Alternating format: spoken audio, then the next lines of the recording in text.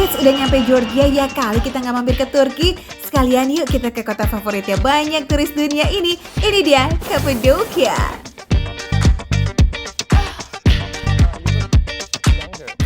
Merhaba foodies, saya sudah sampai di Turki nih. Kalau ke Turki belum afdol ya kalau nggak jajan kebab. Nah, tapi kebab yang kali ini tuh berbeza alias berbeda gitu ya.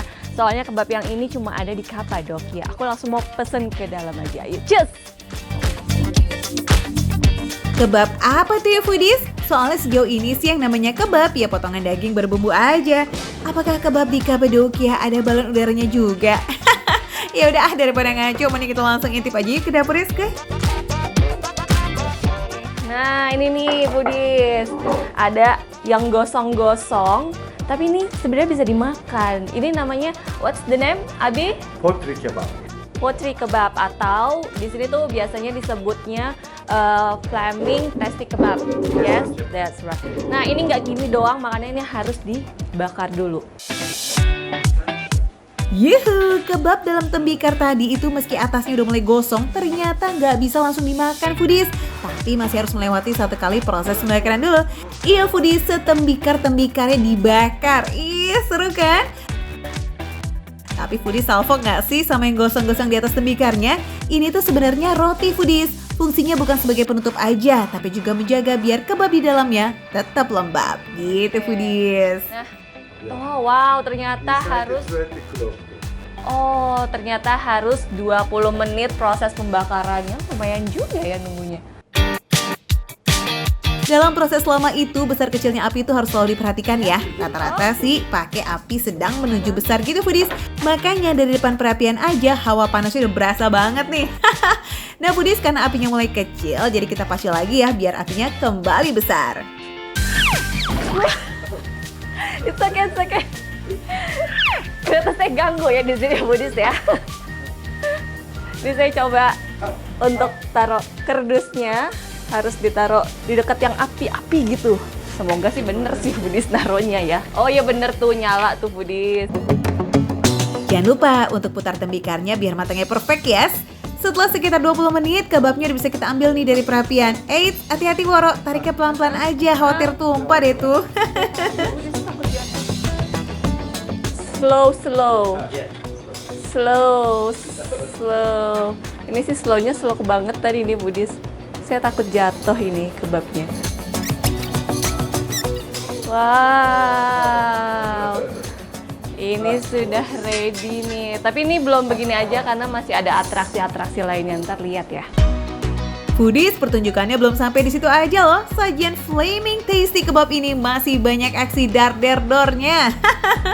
Sebelum disajikan, biar makin membara nih, kebabnya itu wajib dibakar lagi foodies. Nah ini dia nih foodies yang saya maksud. Atraksinya ada api-apinya. Wow, ini baru namanya flaming tasty kebab atau potri kebab.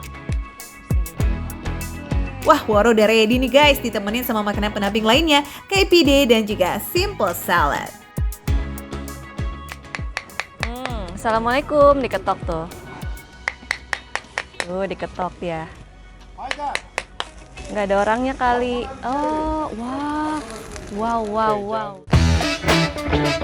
Eits, bukan gimmick semata loh ya, tembikarnya emang harus diketok kayak begitu foodies.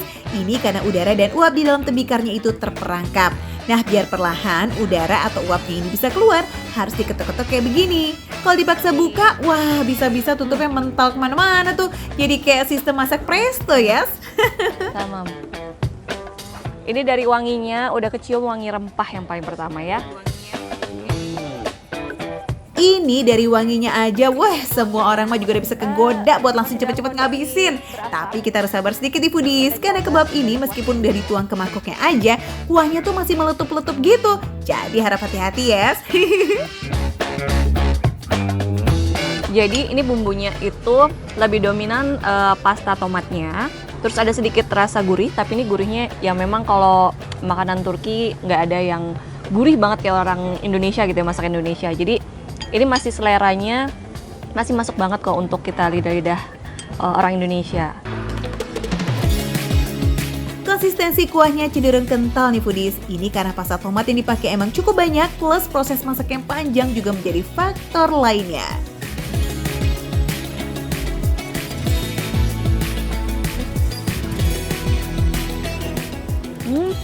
Lembut banget, effortless kayak jika baru ngunyah 1-2 kali tuh udah pure gitu ya. Tekstur dagingnya udah mencar kemana-mana. Nah, dan ternyata nggak cuma ada daging aja, di sini ada jamur juga nih foodies tuh.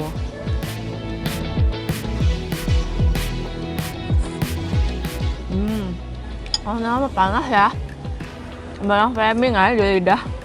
Tapi it's okay. Untuk tekstur jamurnya ini nggak overcook, jadi masih ada krenyes-krenyesnya segitu.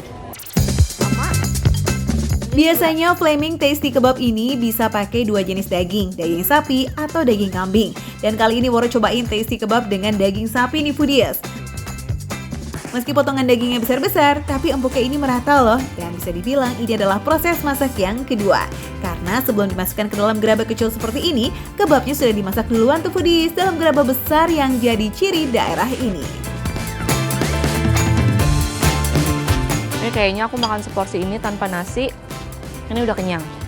Tapi karena saya butuh karbohidrat, jadi di sini nggak ada nasi dan diganti dengan roti. Nah, cara makannya adalah terus kita masukkan ke sini. Nah, seperti ini. Coba.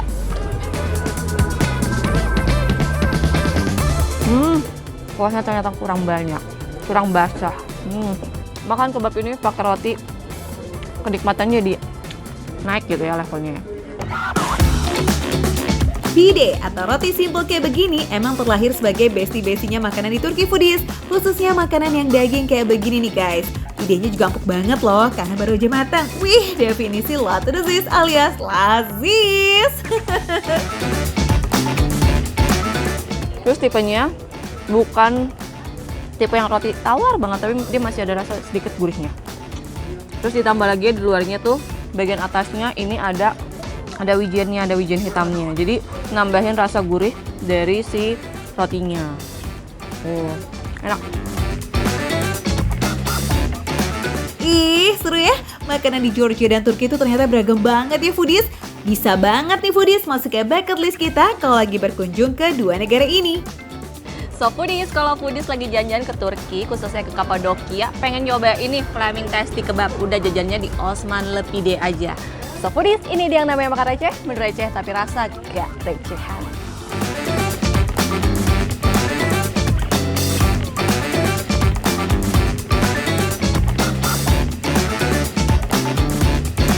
Tuh ukurannya gede-gede banget. Ini berapa kilo ini? Ini setengah kilo. Setengah kilo? Iya.